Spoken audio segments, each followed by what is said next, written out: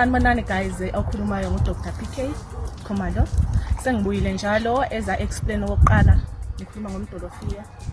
Kuye kwasabalala ivideo yami ngomdolofia ngendlela obulala abantu ngakhona, ngendlela osubulele abantu ngakhona, ngithi abantu babangawuphuzi. Today sila phambi kwabo umdolofia. Ngise ngimchazele kukhona kade bebuza bethi dokotela sitshele phela ama side effects. Uwrong ngani ngoba sikhule ngawo umdolofia. Umdolofia automatically uyisichitho. Yangizwa ukuthi ngithini? Uyisichitho, uyinto lengachazeki. Thina singodokotela engakho sithi ningawuphuzi. Umdolofia wenza ukuthi nomuntu omdala engabe sazibona ukuthi umuntu omdala. Yazi inhlamba angakuthela ngayo manje sikhuluma ngibonile nje mangibuka kuma comment section emva kwale video ebengipostile ngikhuza abantu ukuthi bengawuphuza umdolofia. Ngabona izinhlamba ezilethwa noma ezikhulunywa abantu abadala ngasho ngathi exactly my point. Nayi point yokuthi abantu bengaphuza umdolofia ngoba wenzisana kanje, ukhulumisana kanje, uwenzisa abantu into engenamqondo. Thina masimtshela into sithi yekani into enje, musu kuba nenkani. Inkani leyo suku usunayo kungenxa yalo mdolofia osuwudlile. And umuntu odla umdolofia angeke uqophisane naye, ngeke uzukhulumisane naye, uyokutshela way to get off. Ngiyangizwa ukuthi ngithini. Lento iyingozi emndenini wakho, iyingozi empilweni yakho, iyingozi ebantwini ophila nabo. So ungabe ungayesethembi lapha ekhanda ungekho stable kahle, umdolofia ungawuthathi.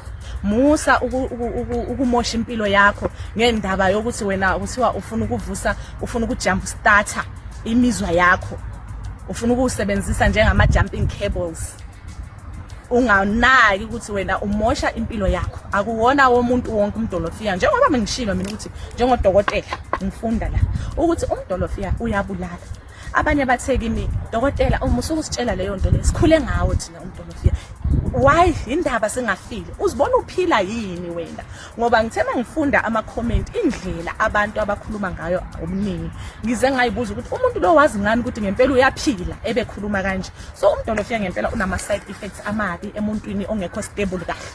Ngizosho noma ngathiwa ufuna ukucula uye studio ungaphuzi umdolofia ngendlela onamandla ngakhona ngoba into ozoyikhipha na uzosho nabantu bazosho ukuthi hayibo umculi onjena kahle kahle kwenze njani esekhipha umculo omdolofia kanje.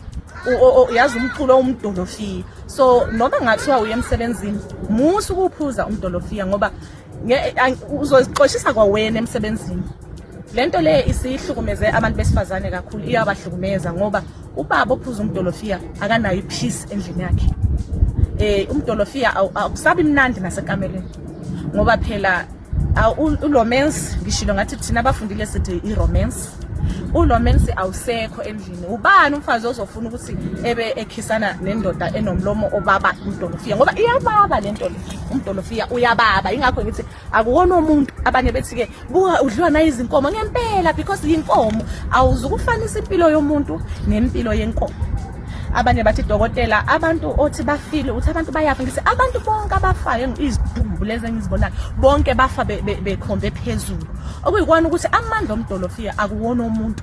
Yinto nje kumele ukuthi mangabe umuntu efuna ukuthi awuphuze uhlolwe ngochwepheshe kuqala. Abone ukuthi ngempela kulingene isikalo kumele ngabe ngisinikeza abantu singakanani ngoba wena uzowuthatha ngamandla ukuthi wena ufuna kakhulu lento oyifunayo okanti ubulala impilo yakho, ubulala impilo yabanye abantu abasondelene nawe. Umdolofia akuwona wabantu. Dokotela usoshilo.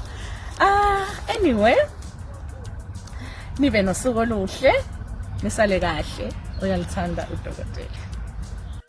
Hayi ke ngani zakwethu ngiyathemba uyazibonela laphana ke laphana ngazi noma uzothiwa kutheni inhlabathi kwiphalishi lethu kwisobho lethu laphana kodwa uchaza kabanzi ngobungozi besihlahla lapha nesitrendayo kulezi insuku isihlahla asomdolofia. Kuzokhumbula ukuthi ke isihlahla siconsi phansi kulezi insuku emabhinqeni nje mayelana nezimanga ekuthiwa ziyasigila ke laphana ngane yakwethu. Mhlawumbe kuthini okwakukuphawula ngalolu daba ake silehlane comment section ke ngizolwa khuvo ngalolu daba. From la sibone ngani zakwethu ngiphuma manje na kodwa ngiyithembisa ngiyabuya futhi ngezinye izindaba ezilandelayo.